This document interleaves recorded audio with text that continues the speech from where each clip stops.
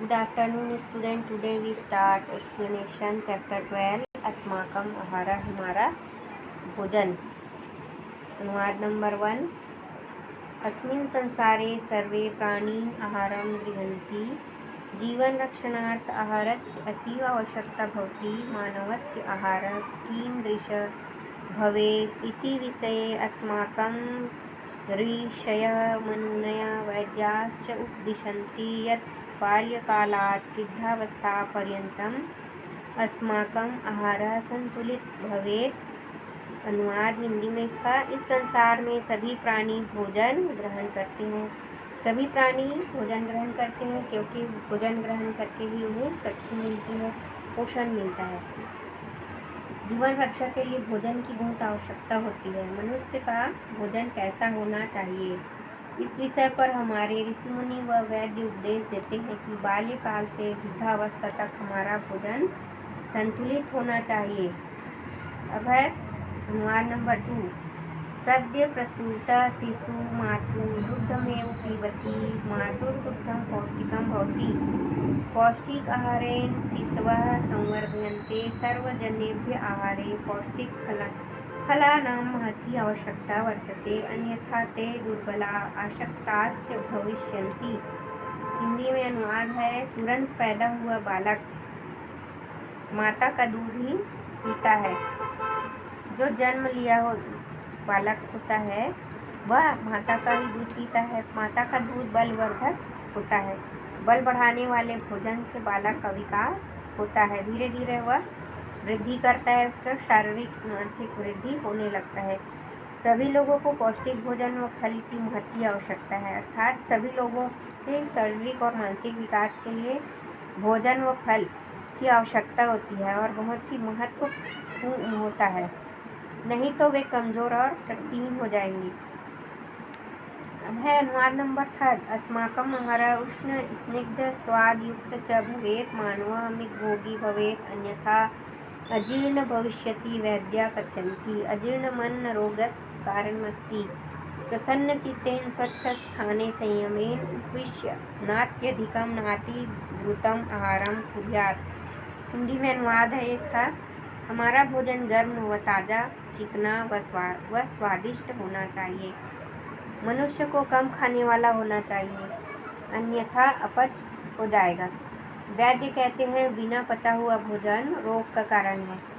जो भी भोजन हम करते हैं अगर वह नहीं पचता, पाचन तंत्र में वह सही तरीके से नहीं पच पाता तो वह तरह तरह के रोगों का कारण बनता है। प्रसन्न चित्त से साफ स्थान पर संयम पूर्वक बैठकर हमें न बहुत अधिक न बहुत कम शीघ्र ही भोजन करना चाहिए, अर्थात भोजन को हमें धीरे धीरे संयम पूर्वक ग्रहण करना चाहिए। अब है अनुवाद नंबर 4। चणकः तण्डुलः गोधूम द्विदलं यव आण्की मृदगं माघ इत्यादीनि अन्नानि सन्ति। कुष्माण्डकः कर्कटी अलाबुः मूलिका आम्रम् इक्षु कदलीफलम् इत्यादीनि शाकफलानि सन्ति। नवनीतं दुग्धं घृतं तक्रं दधि इत्यादिकं पेयम् अस्ति। एते सर्वे शाकाहारी मानवानाम् आहाराः। हिंदी में अनुवाद है इसका। चना, चावल, गेहूँ, दाल, जौ, अरहर, मूंग, उड़द इत्यादि अनाज होते हैं। कुम्हड़ा, करेला, आलू, मूली, आम, ईख, केला इत्यादि सब्जी और फल हैं। मक्खन, घी, दूध, मही, दही आदि पीने योग्य पेय पदार्थ हैं। ये सब शाकाहारी मनुष्यों के भोजन के अंतर्गत आते हैं। अब है अनुवाद नंबर 6। बालानां कृते दुग्धम् अमृतं कथ्यते।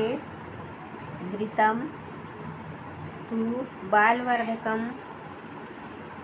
मधु रक्तशोधनं करोति। श्रीफलम् आम्लकम् आमृत्य स्वास्थ्यं रक्षन्ति। उदरशोधनं बलवर्धनं च कुर्वन्ति। रक्त उच्चाव आहार शास्त्रे शाकाहारी मनुष्य दीर्घायु भवति। अनुवाद है हिंदी में। बच्चों के लिए दूध को अमृत कहा गया है।